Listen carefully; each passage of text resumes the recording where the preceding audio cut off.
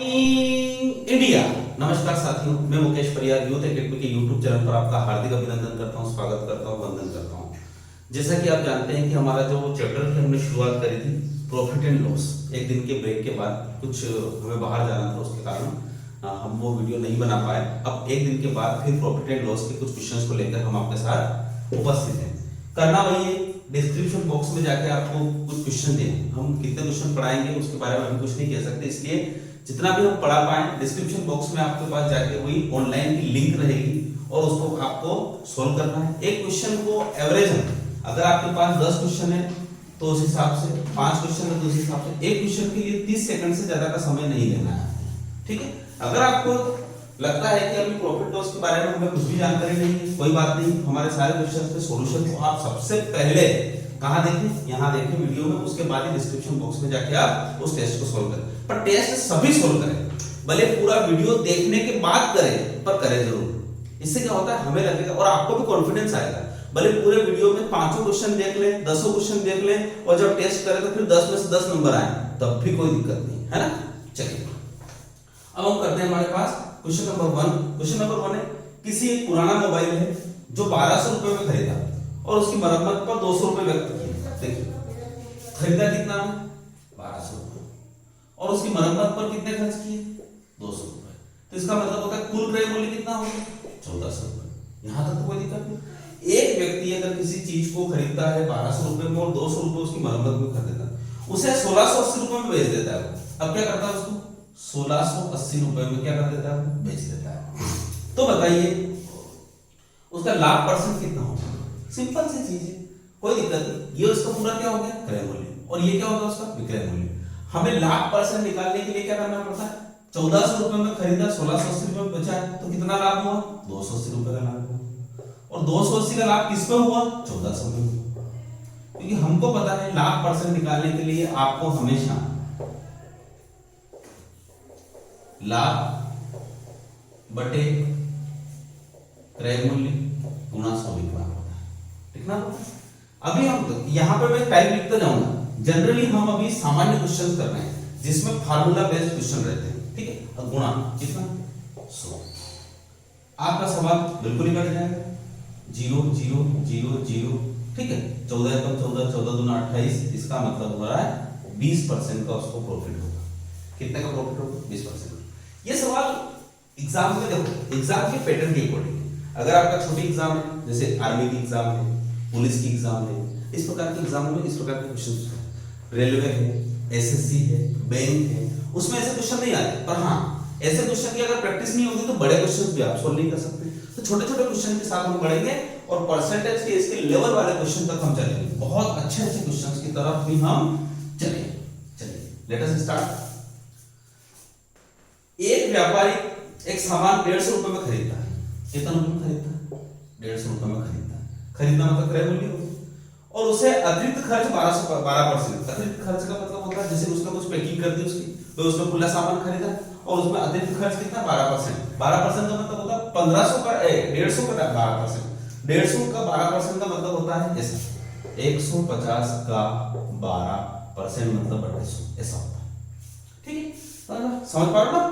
देखो इसको करने के लिए वही 1500 का या 150 का 12%, तो 15 और 12 का गुणा करेंगे कितना होगा, 180। 0 से 0 कट गया, इसका मतलब होता है 150 का 12% कितना होता है।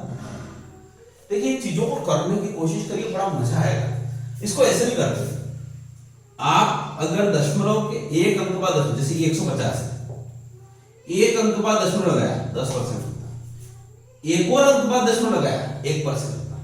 फिर से ध्यान रखिए, ये बहुत काम की चीज और इतनी जगह काम आएगी, मजा आएगा इसको। फिर से एक अंक बाद दशमलव लगाया कितना, 15, तो इसका मतलब होता है 10% बराबर कितना होगा, 15। ये कितना चाहता है, 12%, तो 1% बराबर कितना होगा, 1.5, तो 2% बराबर कितना होगा, 3, तो इसका मतलब होता है 15 और 3 कितना होगा, 18, यानी 12% कितना होगा, 18। चीजों को इतना आसानी से कर सकते हैं, बड़ा आनंद आएगा और ये चीजें हमारी अप्रोक्सीमेशन में भी काम आती है। चलिए तो 150 का 12% कितना होता है, 18। इसका मतलब होता है पूरी जो चीज है वो 168 रुपए में चली गई। वो पूरी चीज कितने में चली गई, 168 रुपए में। तो एक व्यापारी कुल सामान 150 रुपए में खरीदता है और 12% इसका 10% लाभ कमाने के लिए उसे किस दर में बेचना पड़ेगा। इसका मतलब होता है ये 168 रुपए तो इसका है। अब इसमें 10% और अतिरिक्त होगा तभी लाभ कमाएगा। 10% अतिरिक्त तो उसको कितने में बेचना पड़ेगा, ये चीज है। बिल्कुल सिंपल सी चीज है। यानी एक व्यक्ति का क्रय मूल्य क्या है 168 रुपए, इसमें 10% अतिरिक्त और चाहता है वो, तभी तो 10% का फायदा मिलेगा। तो 10% कितना होता है, ये एक अंक का दशमलव, ये इसका मतलब होता है 16.8 इसमें जोड़ दो, 8 14 8 ये 184.8, इसका उत्तर है 184.8। कहीं कोई दिक्कत? सिंपल सवाल। अभी हम बेस किस पर कर रहे हैं, एक सिंपल से फार्मूला बेस्ड क्वेश्चन कर रहे हैं, ठीक है। कहीं कोई दिक्कत? 10% बढ़ाने का मतलब होता है 1% क्या करना है, एक अंक का दशमलव लगा देना, ठीक। यहां पर परसेंटेज यूज भी करेंगे, बड़े बड़े प्यारे प्यारे क्वेश्चंस भी हम करेंगे। चलिए अब हम बढ़ते हैं क्वेश्चन नंबर कौन सा 3 की तरफ। जया ने एक रेफ्रिजरेटर या फ्रिज है वो 4800 रुपए में खरीदा। क्वेश्चन नंबर कौन सा 3। जया ने एक रेफ्रिजरेटर कितने में खरीदा, 4800 रुपए में खरीदा, तथा क्रय मूल्य पर 20% उसके मरम्मत पर खर्च कर दिया, ठीक है। उसके क्रय मूल्य पर 20% उसने मरम्मत पर खर्च कर दिया, यानी 4800 का 20% उसने मरम्मत पर खर्च कर दिया। तो देखो 10% कितना होता है, एक 480, तो 10% कितना होता है, 480 का दुगना कितना होता है 960। इसका मतलब होता है 960 रुपए तो उसने मरम्मत पर खर्च कर दिया। और ये फ्रिज दिया उसने, भाई पुराना फ्रिज दिया तो फायदे में उसको तो दिक्कत थी, 4800 रुपए में खरीदा, 960 रुपए मतलब 20%, और 1400 रुपए का शुद्ध लाभ प्राप्त हुआ। 1400 रुपए का क्या हुआ, शुद्ध लाभ हुआ। इसका मतलब हुआ कि उसने जो चीज है वो खरीदी कितने में, इतने में, 0 6 17 5 5760 रुपए में उसने चीज खरीदी थी। कहीं कोई दिक्कत तो नहीं, 5760 रुपए में चीज खरीदी। अब क्या चाहता है, 1400 रुपए क्या हुआ, शुद्ध लाभ प्राप्त हुआ। इसका मतलब होता है 1400 रुपए और जोड़े होंगे, ये तो हो गया पूरा क्रय मूल्य उसकी, ठीक, और 1400 रुपए उसने जोड़ दिए, ये हो गया। तो इसका मतलब क्या हुआ, कितने में बेच दी उसने। यहां से पूछने के बजाय उसको देखो इसे, अगर उसने ऐसा किया तो अपने लागत मूल्य पर कितने % राशि जोड़ना पड़ेगी। इसका मतलब होता है ये 1400 5760 का कितना %, इट इज द क्वेश्चन। क्या कह रहा हो भाई, ये क्रय मूल्य, इस क्रय मूल्य में अगर 1400 और जोड़ूं तो ही तो 1400 का लाभ होगा। पर बोला कितना % उसमें जोड़ना पड़ेगा क्रय मूल्य में, तब उसको 1400 का लाभ होगा। इसका मतलब होता है 5700, 1400 का उसको प्रॉफिट हुआ 5760 पे, तो 100%। ये आपका सवाल है। अब यहां पर हम बात करते हैं क्वेश्चन, देखो इसके ऑप्शन देखिए, ऑप्शन है 20%, 24% का। ऑप्शन बहुत इंपॉर्टेंट है, मैं इससे आपको डायरेक्ट बता सकता हूं कि क्या होता है। 20%, 24.3%, 25% और है 24.28%। अब इसकी बात करते हैं, ये कितने % है। देखिए हम बात करते हैं, ये 14 है, ये 57 है। बहुत ध्यान से सुनिए, इसका मतलब होता है ये 100 का % का काम करेगा, ठीक है। ये जो 0 है, इस 0 से कट करो, इस 1400 से 14 गिनिए। अगर ये 14 मतलब ध्यान सुनो, इसको ऐसे करते हैं, ये 25, ये 100 और ये 100, तो इसका मतलब होता है इसको छोड़ दो। अगर ये 100 है तो ये कितना है 25%, ठीक। अगर ये 50 है और ये 200 है तो ये 50 200 में जाने में कितना टाइम लगेगा, 4 गुना। 4 गुना मतलब 1/4, 1/4 का मतलब 25%। तो इसका मतलब होता है यहां पे अगर देखो बात करो, 14 चौक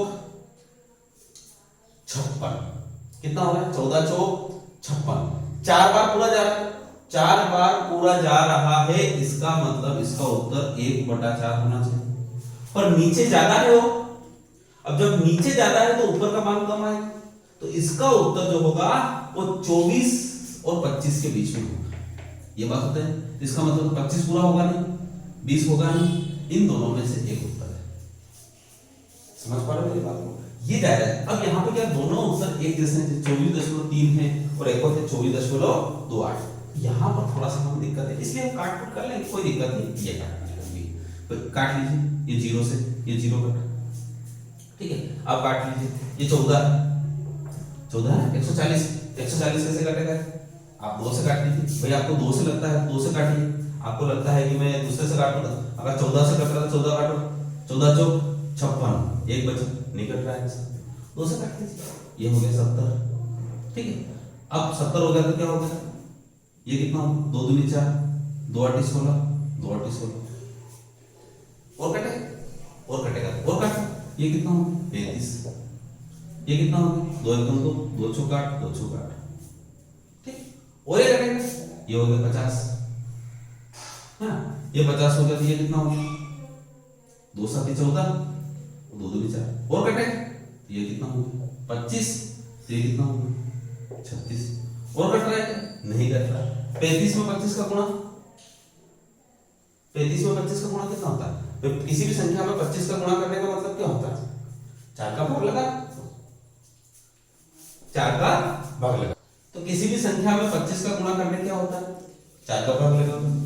ध्यान रखिएगा मेरे गुणा, किसी भी संख्या में अगर 25 का गुणा करना हो तो मैं आपको बता देता हूं, जैसे कि आपको 32 में 25 का गुणा करना हो, अगर आप 34 में 25 का गुणा करना हो, अगर आपको 375 में 25 का गुणा करना हो, तो कुछ नहीं करना, इस संख्या में 4 का भाग लगाइए।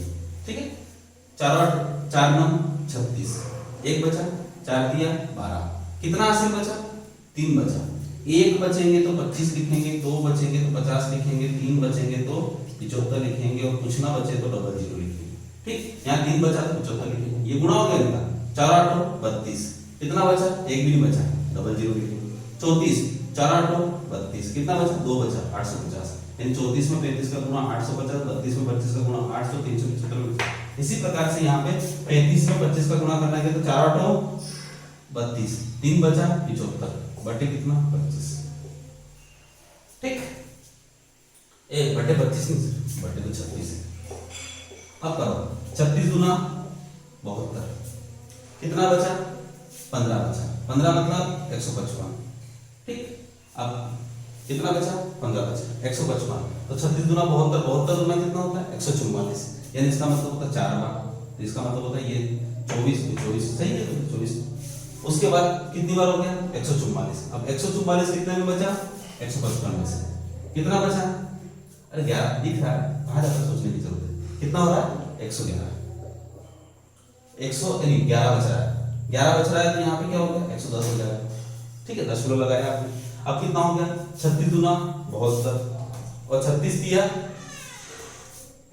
36 दिया कितना होता है 108 होता है ना, 108, 36 दिया कितना होता है 108, इसका मतलब होता है 3 बार जा रहा है, और यहाँ पे कितना है 2, इसका मतलब होता है 24.3, उत्तर आपका सही। ठीक है, समझ में आया।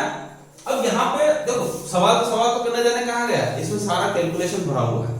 अब कैलकुलेशन के लिए आपको प्रैक्टिस करना पड़ेगा, आपको जोड़ घटाव गुणा प्लस माइनस भाग, ये सारी चीजें आपको बिल्कुल स्पष्ट रूप से आना चाहिए। चलिए अब हम बढ़ते हैं हमारे क्वेश्चन नंबर 4 की तरफ। क्वेश्चन नंबर 4 जो है उसके बारे में पढ़ते हैं। क्वेश्चन नंबर 4 क्या है, जय एक पुराना मोबाइल खरीद के लाता है ना, जय क्या करता है एक पुराना मोबाइल खरीद के लाता है। अब छोटे बच्चों का काम ही पुराना मोबाइल खरीद के 4700 रुपए, 800 रुपए में उसकी मरम्मत करें, लो साहब 800 रुपए में उसकी मरम्मत करें, तो कितने में हो गया वो मोबाइल 5500 रुपए में आपका मोबाइल हो गया। ठीक है, 5500 रुपए में मोबाइल हो गया। अब क्या करेगा उसको 5800 रुपए में भेज देता है, इसका मतलब होता है ये तो हो गया उसका क्रय मूल्य, और उसका जो सेलिंग प्राइस है वो कितना हो गया 5800 रुपए। कितने का डिफरेंस है 3 का डिफरेंस है, यानी 300 का प्रॉफिट हुआ उसको किस पे 5500, तो 100 पर कितना, यही सवाल है, यही आपका सवाल है।